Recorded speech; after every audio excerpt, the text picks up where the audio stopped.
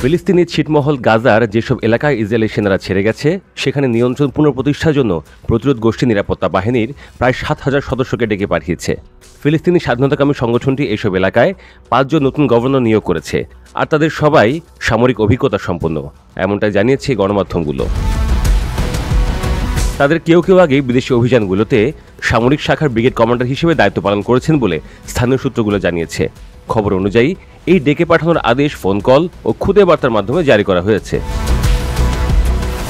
বার্তায় বলা হয়েছে, জাতীয় ও ধর্মীয় দায়িত্ব পালনের আহ্বানে সাড়া দিতে গাজাকে অপরাধী ও ইসরায়েলের সহযোগিতা থেকে মুক্ত করতে আমরা একটি সাধারণ সংহতি ঘোষণা করছি। আপনি আপনার দাপ্তরিক কোড ব্যবহার করে অবশ্যই ২৪ ঘন্টার মধ্যে নির্ধারিত স্থানে আপনার উপস্থিতি জানান দেবেন। গণমাধ্যমগুলো জানিয়েছে, গাজা থেকে পাওয়া খবরগুলো থেকে ধারণা পাওয়া যাচ্ছে ইতোমধ্যে এই সশস্ত্র ইউনিটগুলো বেশ কয়েকটি জেলায় মোতায়েন করা হয়েছে। তাদের মধ্যে কিছু আছেন বেসামরিক পোশাকে, আর অন্যরা গাজার পুলিশের নীল উর্দিতে। গাজা যুদ্ধ কোনোভাবে শেষ হলে কে ভূখণ্ডটি শাসন করবে তা নিয়ে বাড়তে থাকা অনিশ্চয়তার মধ্যে প্রতিরোধ গোষ্ঠীর এই সংহতকরণ ব্যাপকভাবে প্রত্যাশিত ছিল বলে লিখেছে গণমাধ্যমগুলো। এটা প্রধান সমস্যাগুলোর একটা, যা মার্কিন প্রেসিডেন্ট ডোনাল্ড ট্রাম্পের শান্তি পরিকল্পনার দ্বিতীয় পর্বের শুরুকে জটিল করে তুলতে পারে, যে পর্বের প্রতিরোধ গোষ্ঠীকে নিরস্ত্রীকরণের আহ্বান জানানো হয়েছে।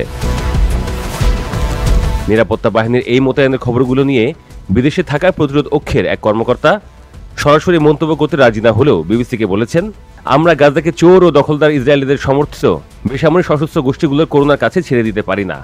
আমাদের অস্ত্রগুলো বৈধ, সেগুলো দখলদারিত্ব প্রতিরোধ করার জন্য আছে, আর যত দীর্ঘ সময় দখলদারিত্ব অব্যাহত থাকবে সেগুলোও থাকবে।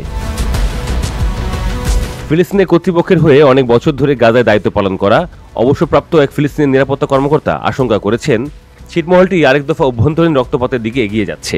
ইসরায়েলের নিরাপত্তা মহলের অনেকেই মনে করছেন, ইসরায়েলের সামরিক অভিযান হামাসের যুদ্ধের সক্ষমতা প্রায় ধ্বংস করে দিয়েছে, বিশেষ করে তাদের বিপুল সংখ্যক রকেট তৈরির সামর্থ্য।